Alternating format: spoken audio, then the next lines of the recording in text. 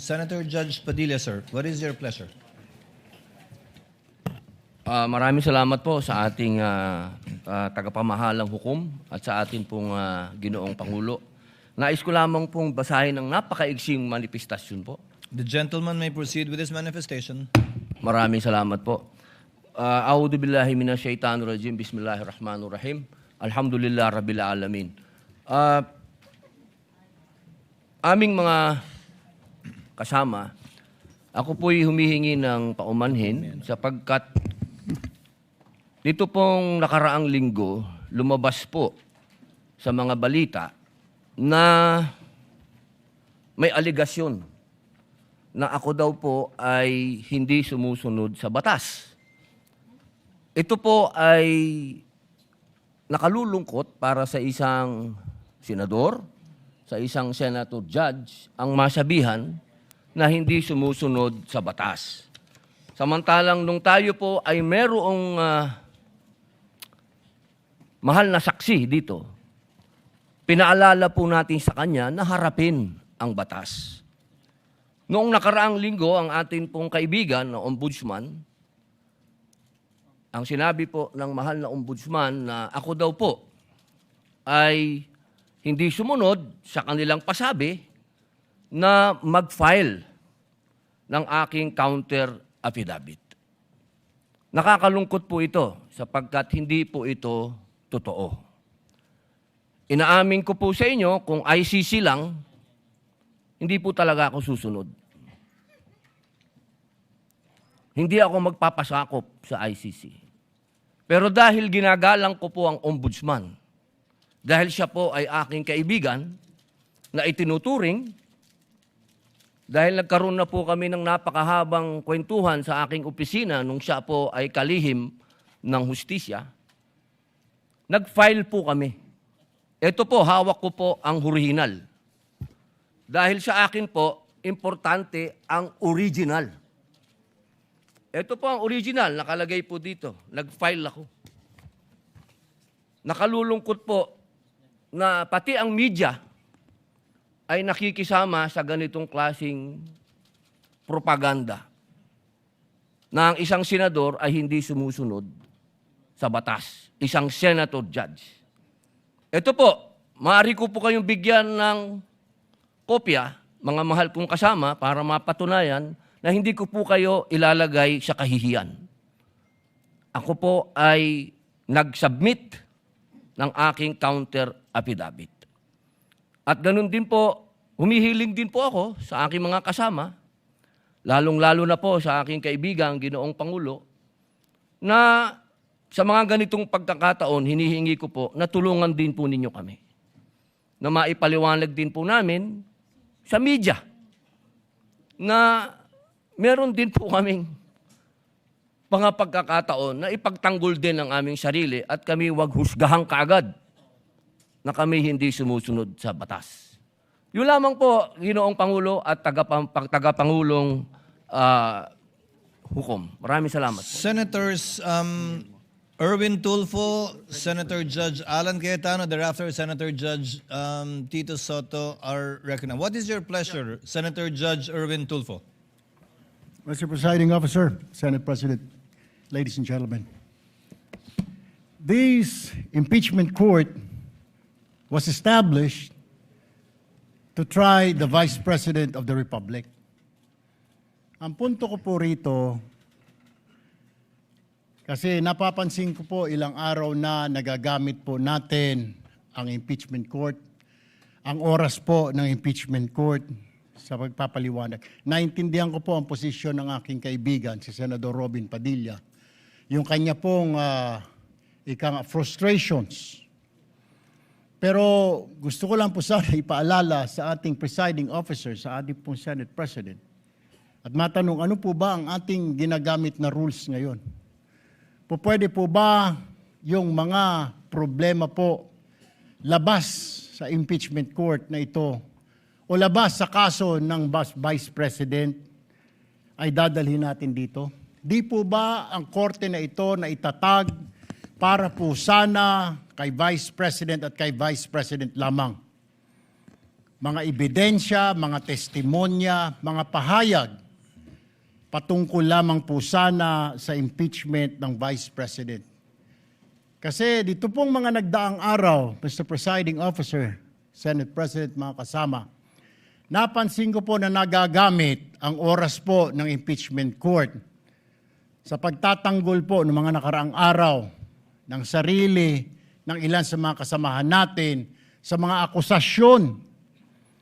This is not the right forum and the right venue and not the right time to explain your situation.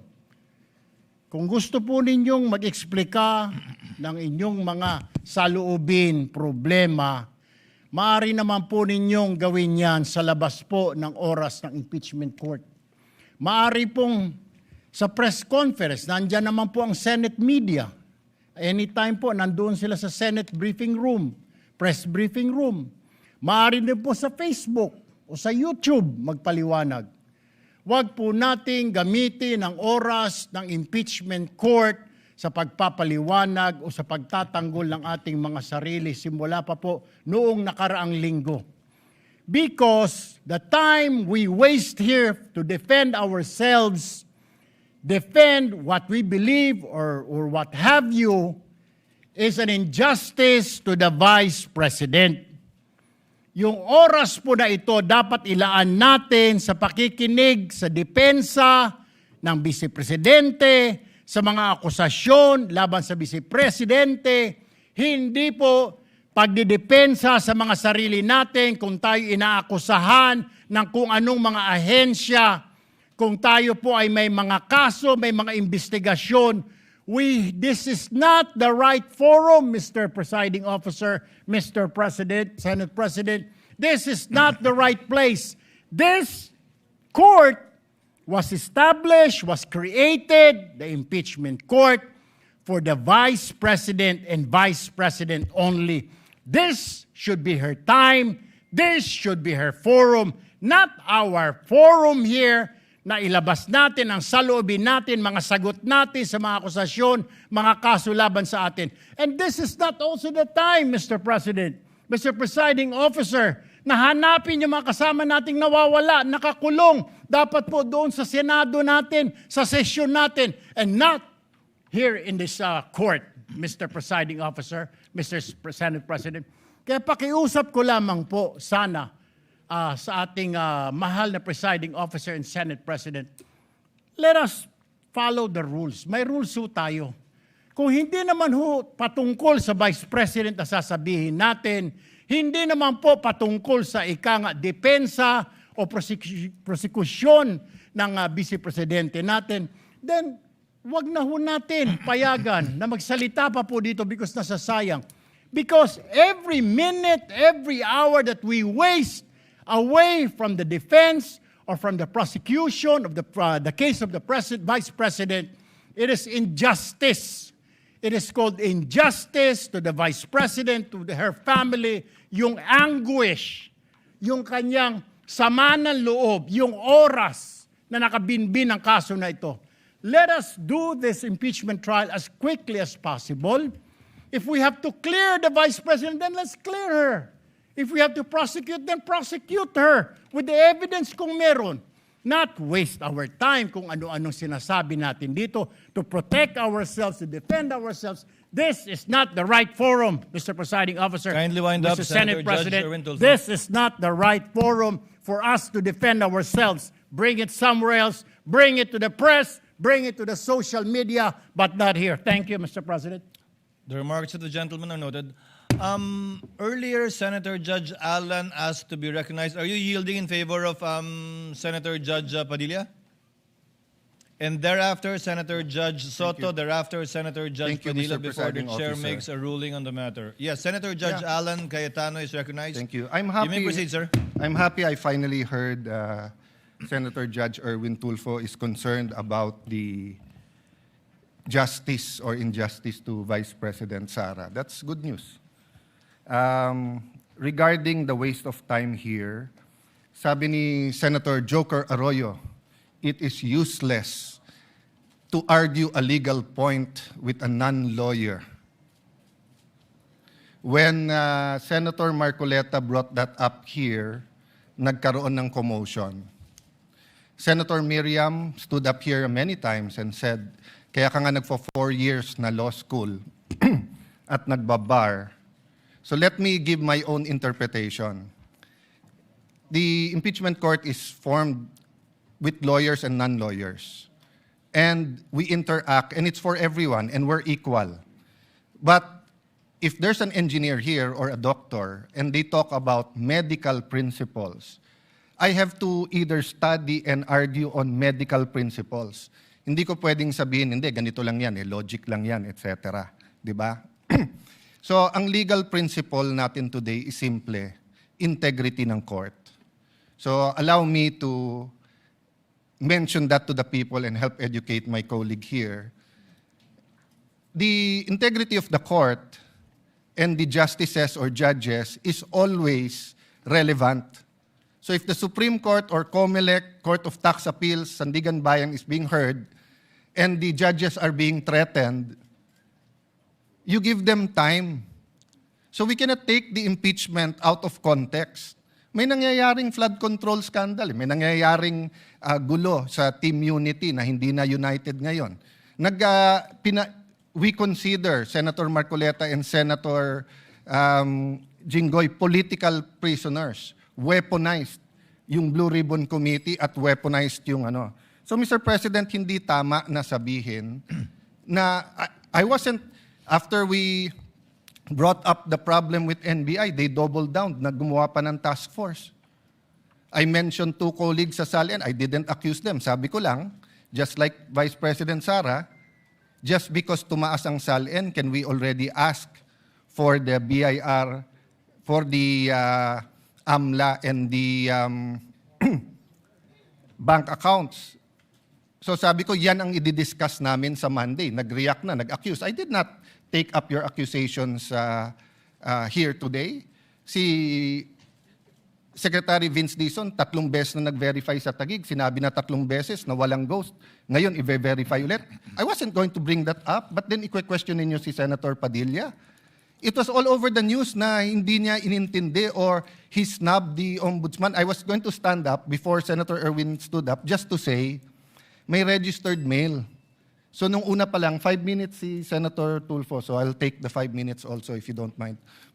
The gentleman may proceed Yes. and kindly be mindful of the time. Yes, I will now. So I'm just saying, Senator Padilla just stood up to say, sumusunod siya sa batas. Tapos, kaya humaba to, dahil nga, hindi importante ata dito yung integrity ng judge. Lastly, kaya sinabi kong it's useless to argue a legal point. Ilang beses ko na narinig dito. It's our job to clear or prosecute the Vice President. Hindi po. It's our job to try and to decide. It's the prosecution's job to try to prosecute, and it's the defense job to convince us na wala. Our job is to try and to decide. And when you decide, you acquit or you convict. Why is that important? These are legal terms. Hindi pwedeng yung nanonood na law student ngayon sasabihin, trabaho pala ng judge to clear or to prosecute. Thank you, Mr. Presiding Officer, Mr. Senate President. Thank you, Senator Judge Alan Cayetano. His remarks are noted. Senator Judge Soto, thereafter, Senator Judge Padilla, thereafter, the presiding officer shall make a ruling. You may proceed, sir. You have 2 minutes. Yeah, thank you, Mr. President, the presiding officer. I do not have 4 years of law, but I have 29 years of lawmaking. And I move that the manifestations of that we have heard be referred to the Senate proper. We will act on it at the proper time, Your Honor. Thank you. Your remarks are noted. Senator Judge Padilla is recognized. You may proceed, sir. You have 2 minutes. Maraming salamat po, aming tagapamahalang hukom. Ito pong kasuotan natin sa mga oras na ito, hindi lamang po ito nire-represent ang impeachment ng ating pangalawang Pangulo. Ang nire-represent po nito ay ating karapatan bilang mga Pilipino at unang-una na ang due process. Ito po yun ang ibig sabihin. Kaya ikaw ay pangalawang pangulo, ikaw ang pangulo, ikaw ay senator judge, ikaw ay magsasaka, ikaw ay mangingisda. Kailangan may due process. Yung pong nangyari sa akin, na ako po ay nahusgahan na kaagad, bilang senator judge, ang pinaglalaban po natin, integridad ng korte na ito at ng mga senator judge. Kaya sana po wag nating kalimutan na ang bawat Pilipino ay may karapatan, lalong-lalo na sa usapin na ikaw, ako, sa oras na ito, ay senator judge. Yun lamang po, napakaiksi lang.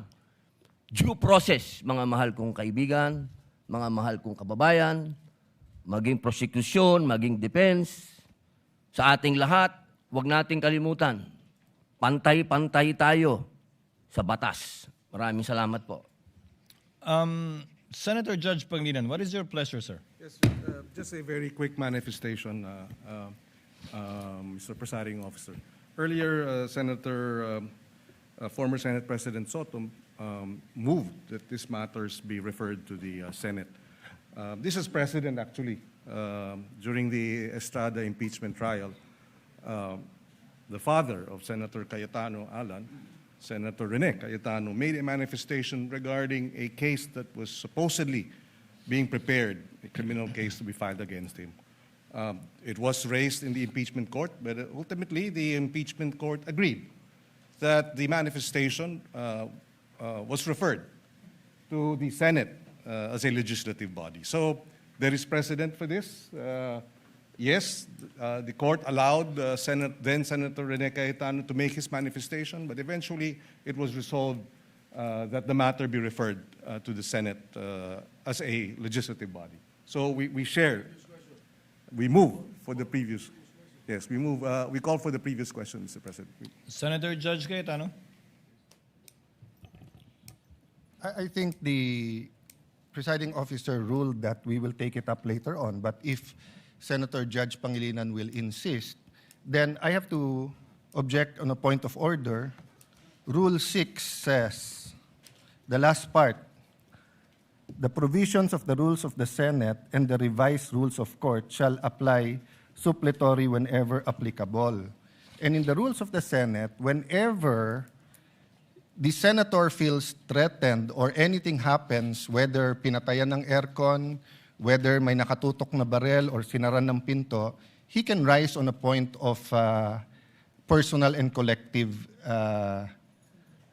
privilege. We didn't do that para umikli.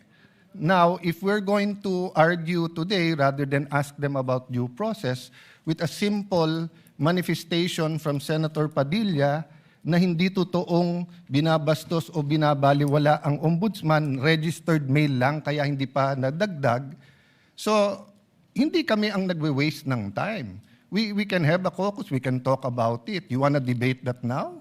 With the permission of Senator Judge Pangilinan, to abbreviate the proceedings, May I just, Mr. President, because I was alluded to, Mr. President. May I just very quickly, Mr. President, Rule 6 on... you may proceed, sir. Thank you, Mr. President. Rule 6 of our impeachment rules, Mr. President, which was quoted by Senator Cayetano as being suppletory. Mr. President, that refers to evidence, rulings on evidence in the impeachment trial. It does not refer to privileged speeches. Therefore, the suppletory nature of the rules of court, as well as the Senate rules, refer to matters pertaining to evidence and no other, Mr. President. But in the spirit of liberality, we will allow that. That's precisely why we did not object when he spoke last week. But let us not abuse the liberality of this court, Mr. President. With the permission of Senator Judge Tulfo Erwin, the chair will make a ruling because I believe it is also his position not to prolong this matter in discussing collateral matters not pertaining to the articles of impeachment that we are hearing and trying before the impeachment court. The chair rules that the manifestation of Senator Judge Padilla shall remain in the records. We cite as a precedent the precedent mentioned by Senator Judge Pangilinan, where the speech of former Senator, the late former Senator Rene Cayetano was not expunged from the record, but referred to the Senate Senate as a legislative body where it may be taken up. I asked the indulgence of the parties to this case. Wala po kasi kaming sesyon. Ito lang po ang pagkakataong nakakapagsalita at nagkikita-kita kami habang recess kami. Pero umaasa ako, within hearing distance of my colleagues, na kapag ka nag-resume na po ang Senado sa susunod na linggo matapos ang sona ng Pangulo, may pagkakataon na po ang bawat miyembro ng Senado bilang senador, hindi bilang senator judge, na mailabas yung mga hinaing o anumang nais nilang sabihin kaugnay sa anumang nagaganap o nangyayaring hindi tama sa kanila o ginagawa laban sa kanila. And that, I think, is the proper forum for us to ventilate, discuss, look into, and if necessary, investigate the allegations and or accusations against senator judges in their capacity likewise as senators. So ordered. Presiding Officer. What is the pleasure of Senator Judge? I will just Cayetano? manifest, I correct myself, it was stamped, not registered mail. And since I agree with the ruling, I will not anymore argue the Thank you, other sir. rule that correlates with Rule 6. Thank you. Thank you, sir. Noted that it was stamped. The Senate President, thereafter, Senator Judge Erwin Tulfo. Thank you, Mr. Presiding Officer. Hopefully, we can move on after the manifestations of the two gentlemen. Let me appreciate and thank the ruling of the presiding officer to refer the manifestations as well as the comments of our colleagues to the Senate acting as a legislative body. 8 days na lang po ay magko-convene na ang Senate at doon rin ho natin pag-uusapan itong mga mahalagang bagay na pag-usapan ho natin ngayon. At kanina po ay narinig ko po yung komento ng ating kasamaan si Senator Romit Padilla at ito po yung mga bagay na dapat rin po nating talakayin pag nagbukas na po ang Senado in 1 week's time. So with the indulgence of our colleagues, importante ho yung oras ng trial sa mga darating na panahon. Nasabi ko nga nung mga ilang araw na mahaba pa yung ating dadaanan. Ito ay 7th day pa lang out of the 102 days na dadaanan ho natin. Kaya bawat oras, bawat segundo ay napakalaga. At nagpapasalamat po ako sa ating mga kasamahan dahil po sa kanilang masusing pag-participate ho dito sa ating impeachment. Pero dadating rin po tayo doon sa pagtatalakay nitong mahalagang issue pagbukas po ng Senado. Maraming salamat, Mr. Presiding Officer. Senator Judge Erwin Tulfo, briefly, sir, so that we can proceed to the matter on hand. Very quickly, Mr. Presiding Officer, can we start now, sir? I was about to, sir. Thank you, sir. We wasted 26 minutes for nothing. Thank you po.